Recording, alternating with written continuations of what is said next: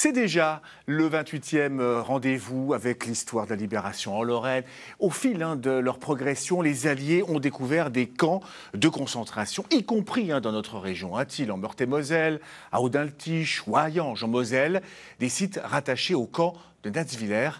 Le récit de Laurent Parisot avec Sébastien Begros et Arnaud Muller.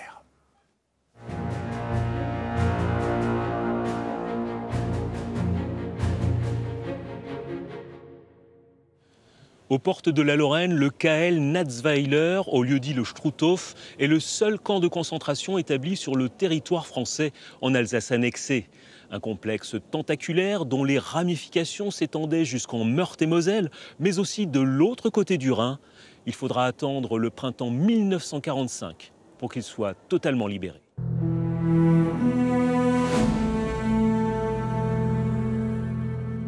C'est à 800 mètres d'altitude, dans un site majestueux faisant face au Donon, que les nazis ont choisi d'installer le camp de Natzweiler en 1941.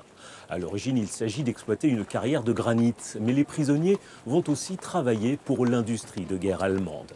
Les détenus viennent de toute l'Europe. Une trentaine de nationalités se mélangent dans cet enfer, exposé au vent, à l'humidité et au froid en hiver, à la chaleur accablante en été. Journée de travail de 12 heures, ration de nourriture très insuffisante, des conditions de survie représentées sur ces gravures de Henri Gaillot, interné en avril 1944 pour fait de résistance.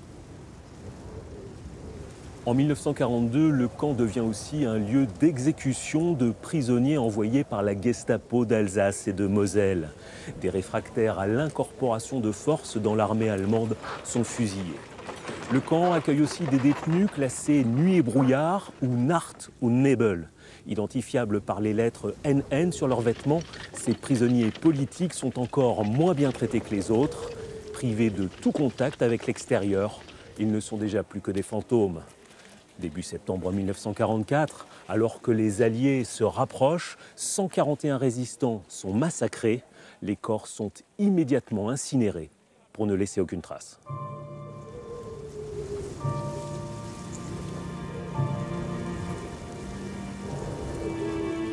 Le lendemain de ces assassinats, le site de Natzweiler commence à être évacué. Le 25 novembre, une patrouille américaine pénètre dans un camp vide.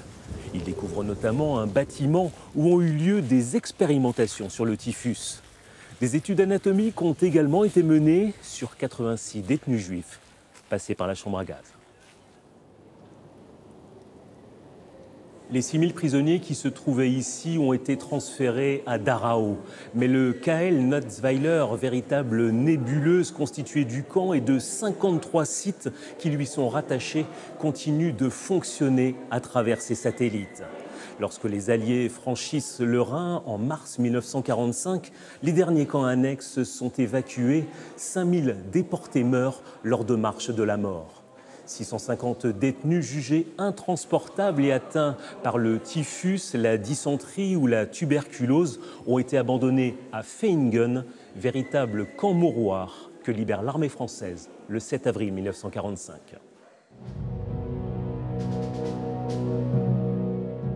La libération de Feingen marque la véritable fin du KL Natzweiler. Entre 1941 et 1945, 50 000 déportés y ont été enregistrés, 17 000 sont morts.